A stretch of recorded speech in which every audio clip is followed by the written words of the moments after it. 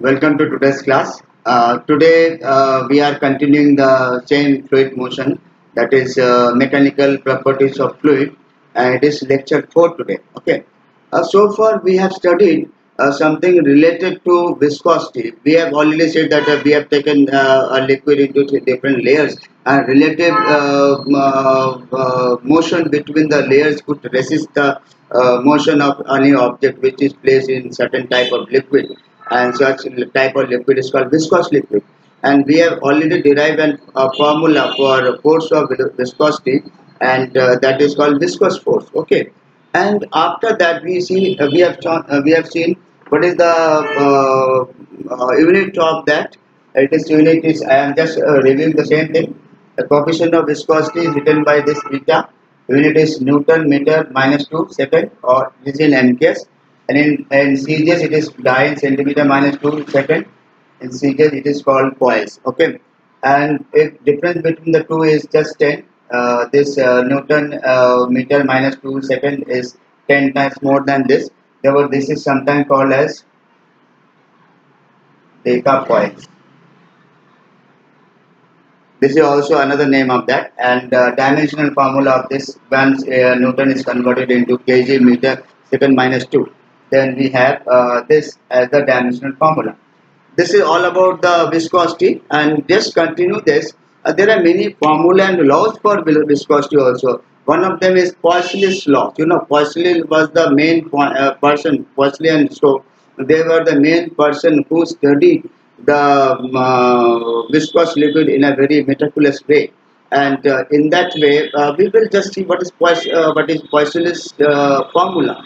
Poiseuille's formula, when how it is derived and how we determine this, and with that we have to see the background of this. Suppose this is a capillary tube. Capillary tube means a two-end open tube, transparent, mostly transparent tube, and with which has its diameter very less. Okay, maybe less than 1 millimeter, or sometimes hardly 1 millimeter. Okay, and if we place a capillary tube in a horizontal form like this, and viscous liquid is allowed to flow through it, then the rate of flow of viscous liquid, that is Q equal to, it is just what we call volume of viscous liquid passing through this capillary tube in horizontal state in unit time. That is the rate of flow of viscous liquid through a capillary tube depends on pressure gradient. It depends on the radius of this capillary tube, and also it depends on the coefficient of viscosity of that particular liquid. And with that effect, we have this particular formula, that is Q equal to V by T and pi by 8 P by L R4 eta. Here R is the radius of capillary tube, L is the length of this capillary tube, and P is the pressure difference between the ends of this capillary tube. And in other words, we can say this P by L is our pressure gradient. How we determine this formula? This is by simple method of dimension. If we say that is dimension of Q equal to V upon T, that is L cube T minus 1, and here it is proportional to, it is, or it depends on that. That means pressure upon length to the power A, eta to the power B, and radius to the power C, by the method of dimension that has already been told in the previous chapter, in dimensional analysis chapter. We know this, and since there it is proportional, therefore we have to have some proportionality constant K.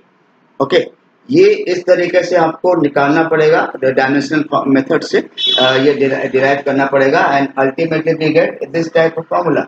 But pi by 8 is determined as the value of K by means of experiment. तो इसका derivation course में नहीं है, but ये formula और इसका best numerical, that is very important, because you can get some numericals in NCERT which is directly related to this particular formula. Therefore, you have to know this formula to solve this Poiseuille's formula. Okay, and we have not to do much in the Poiseuille's law. Let us study Stokes law.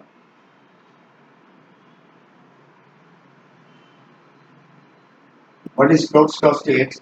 Stokes law is also an important law for Stokes law.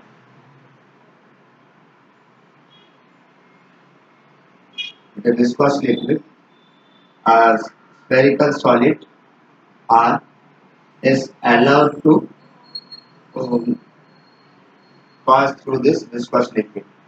अब एक viscous liquid में spherical solid को अगर आप छोड़ देते, इसका radius कितना है आर, स्मॉल आर दे दिया गया. इस विस्कोस लिक्विड का कोएफिशिएंट ऑफ विस्कोसिटी कितना है ईटा. The coefficient of viscosity is eta. Okay. Then according to Stokes law,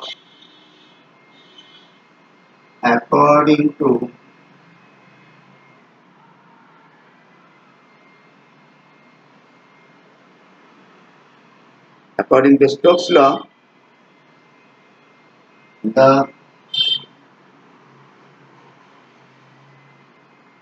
force experienced by a spherical object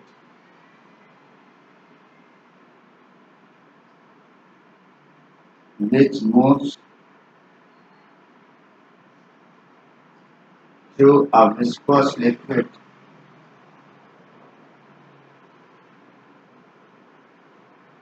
with uniform speed v is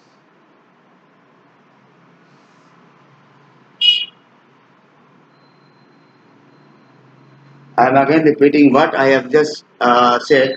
That is, according to Stokes law, the force experienced by a spherical object which moves through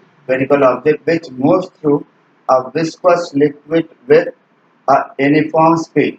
It is the force experienced by a spherical object. That is, when a spherical object of radius r is placed in a viscous liquid, then naturally that body goes down, and that goes down with a constant velocity. It is said that at uniform velocity v, then the force experienced by the solid will be equal to 6 pi eta r. This is your in fact viscous force.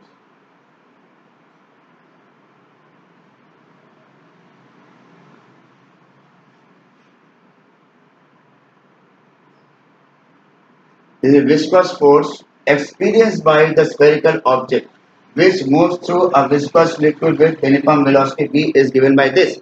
That means viscosity is just like it is very similar to frictional force. Viscous force is very similar to viscous frictional force. That means whenever we say that something moves down in a viscous liquid, then viscous force will be acting vertically upward. Therefore, it must act vertically upward. Okay, its direction is vertically upward.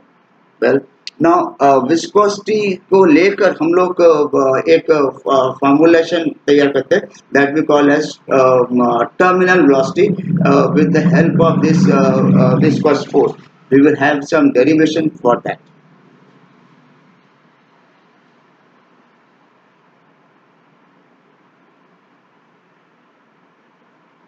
That is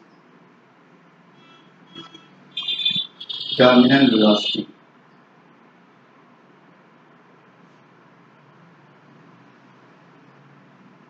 Here again we will take the same thing, a body of radius r. This is a viscous liquid. Density of solid sphere is rho. Radius of solid sphere R. Okay, both the things are given as this. And what are the other things that is to be noted? That is density of the viscous liquid is sigma. Density of viscous liquid is sigma. The coefficient of viscosity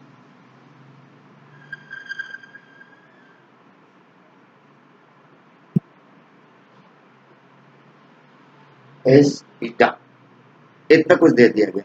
Coefficient of viscosity eta है और its density of viscous liquid is your sigma, and this is the density of solid sphere is sigma, that is the material of solid is sigma, is rho, and radius of solid is your r. This much of thing that is given. Okay, now what we do, they are two different things. Naturally we have to separate them. What is the main thing that it will explain the weight of solid equal to very natural, the volume into density into G. Volume equal to 4 by 3 pi r cube. It is rho into G. This is your W1. Okay. Now when we have this thing, then we can also have another thing, that is the weight of liquid displaced or upthrust. This is acting vertically downward. Upthrust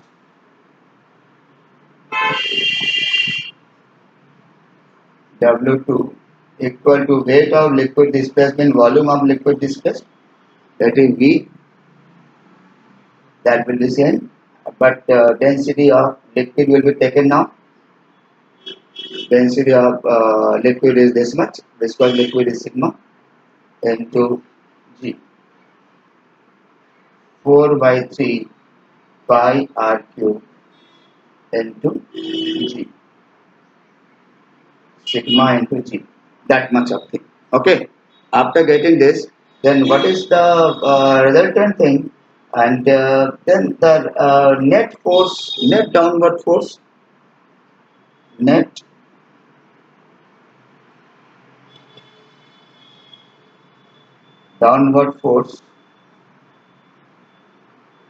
how much it is?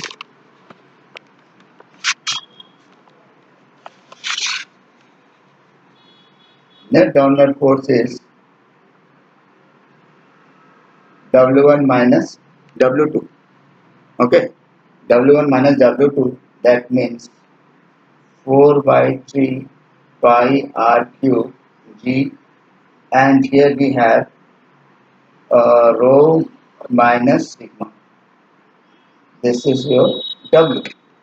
Okay. Now after having this, what is important thing, that from Stokes law we have some upward force also. The viscous force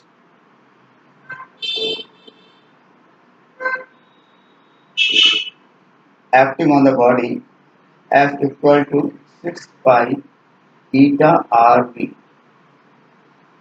This is from Stokes law. From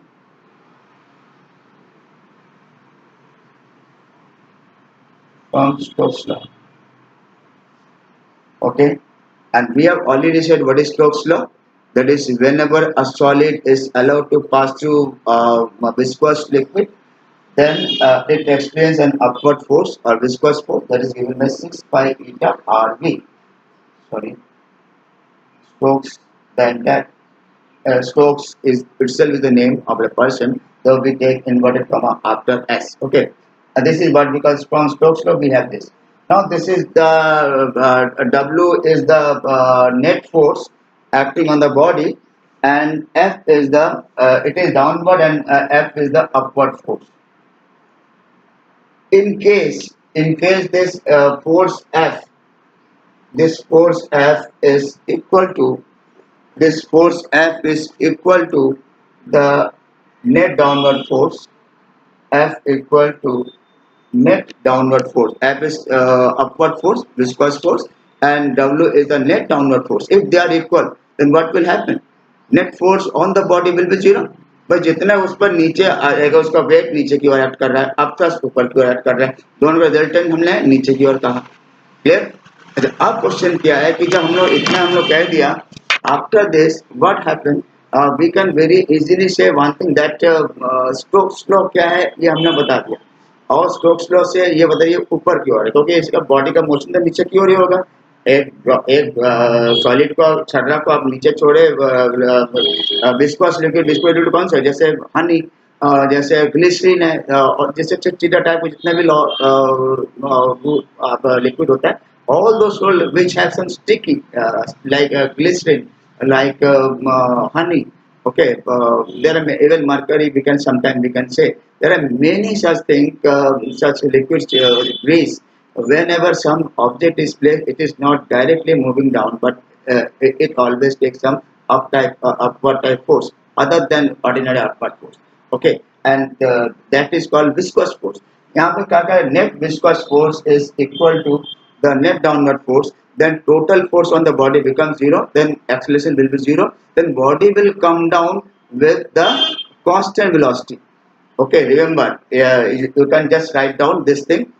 I am just repeating what is that is when a solid moves through a viscous liquid, attains a situation when the net downward force acting on the solid is equal to the net upward force on it. In that situation, the body will fall down with a constant, maximum constant velocity, and that maximum constant velocity is called terminal velocity.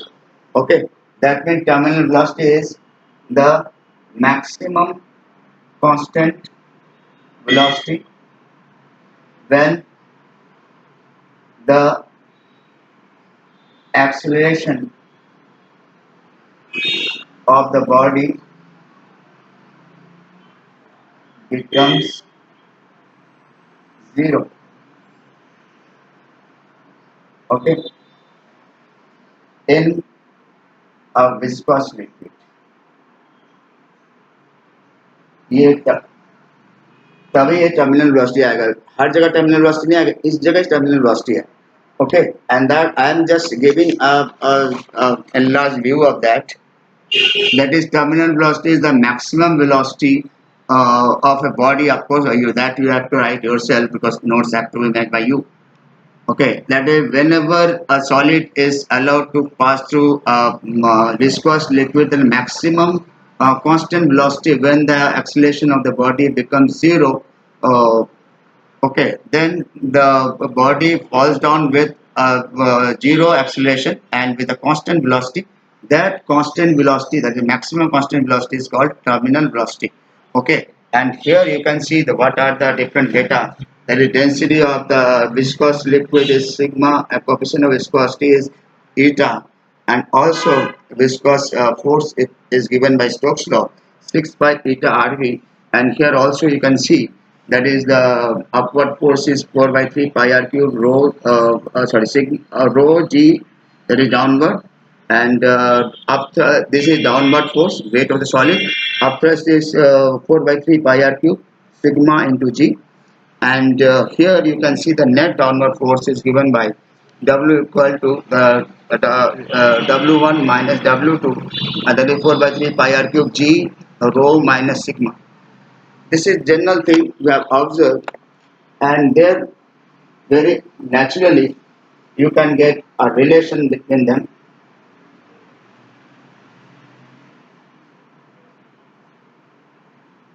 That relation is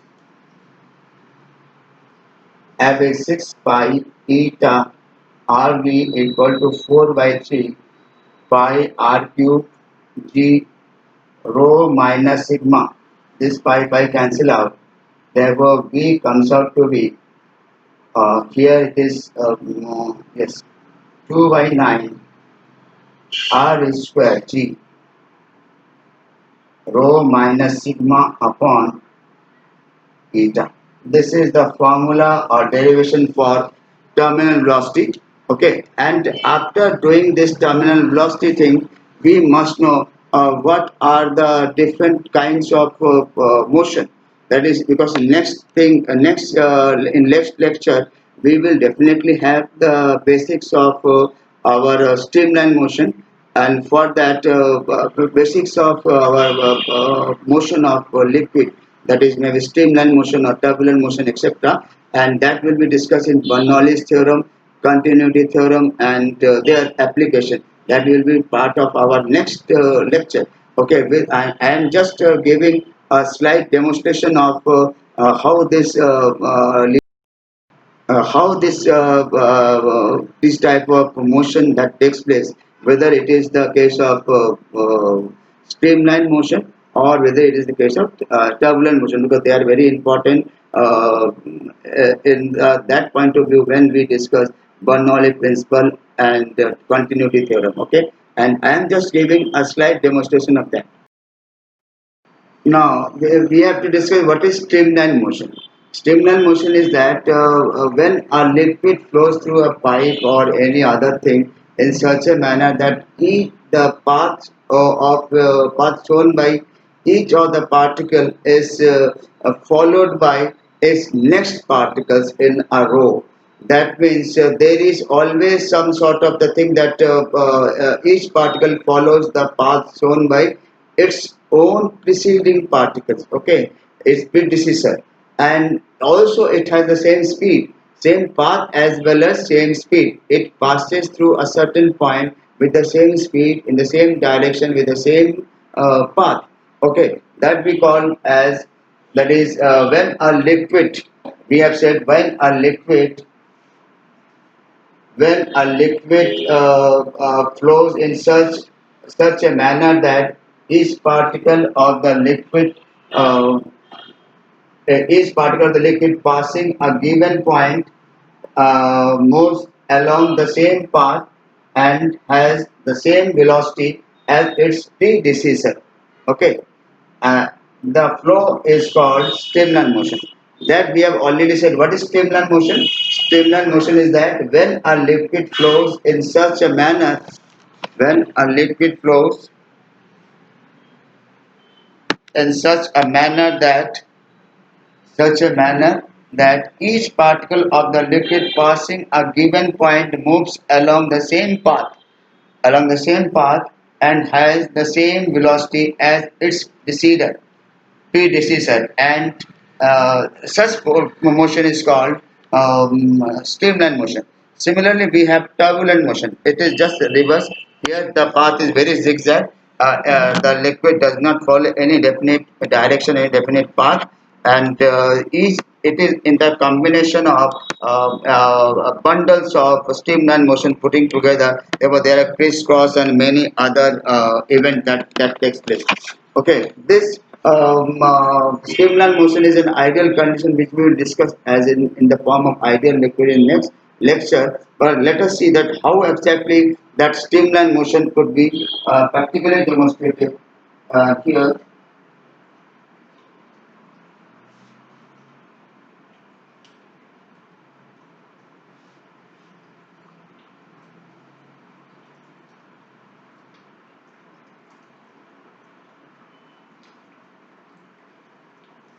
You can see that water coming out from a hole of a bottle in a very streamline order.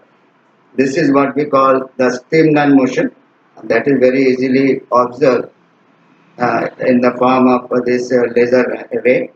Okay, and the same way we can demonstrate the streamline motion also.